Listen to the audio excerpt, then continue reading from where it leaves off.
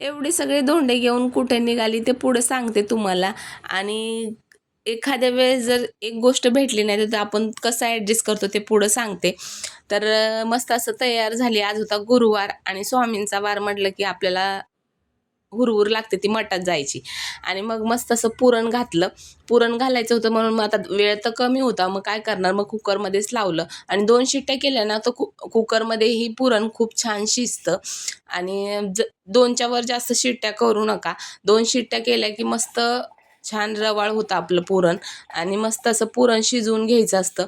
आणि मस्त सकाळी सकाळी बघा ते आपल्याला चहा केला तर दिवस चांगला जातो असं म्हणतात. तर माझं पण तसंच आहे. मस्त गॅलरीत बसून आनंद घेतला चहाचा, कारण की किचनमध्ये खूप जास्त गरमी व्हायला लागली.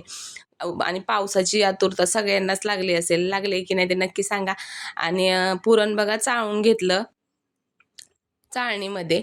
आणि नंतर कटाच्या आमटीसाठी ते पाणी निघतं ते ठेवून दिलं. त्यानंतर चाळणीमधून ह्याचं बारीक आपल्याला जे चाळून घेतो ते चाळून घ्यायचं असतं. आणि माझ्यामध्ये बघा ॲडजस्टमेंट म्हणजे हीच की बघा माझ्याकडे गूळ नव्हता पूर्ण. मग त्यावेळी मी काय केला, थोडासा गूळ होता, अर्धा गूळ आणि अर्धी साखर दोन्ही मिळून सेम प्रमाण घेऊन गूळ टाकला आणि साखर टाकली आणि चवीला खूप छान होतं. तुम्ही कधी नक्की ट्राय केलं तर नक्की सांगा. आणि हे गावचा जरासा गूळ होता त्यामुळे पुरणाचा कलर बघा जरा असा आलाय.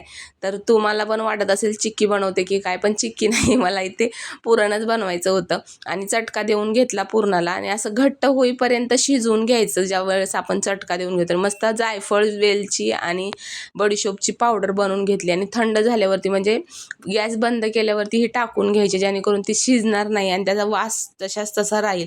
आणि गरमी एवढी जास्त वाढली की त्यामुळे मग मी फॅनच्या खाली धोंडे बनवायला बसली. आणि धोंडे जरा जास्त बनवायचे होते त्यामुळे वेळ लागतो, त्यामुळं मग फॅन खाली बसली. आणि नंतर मस्त असं तेलामध्ये तळून घेतले गोल्डन ब्राऊन होईपर्यंत. आणि धोंडे हे आमच्या इथे 33 प्रत्येक देवाला 33 धोंडे देतात. म्हणजे भोग चढवला जातो तेवढ्या धोंड्यांचा. आणि निदान महिन्यामध्ये 3दा तरी भोग लावावा धोंड्यांचा. आणि महाराजांच्या मठामध्ये जायचं होतं म्हणून डब्बा भरून निघाली. बघा आली मी महाराजांच्या मठामध्ये. आणि मठामध्ये मस्त असं स्वामी समर्थ सगळ्यांनी कमेंटमध्ये टाईप करा.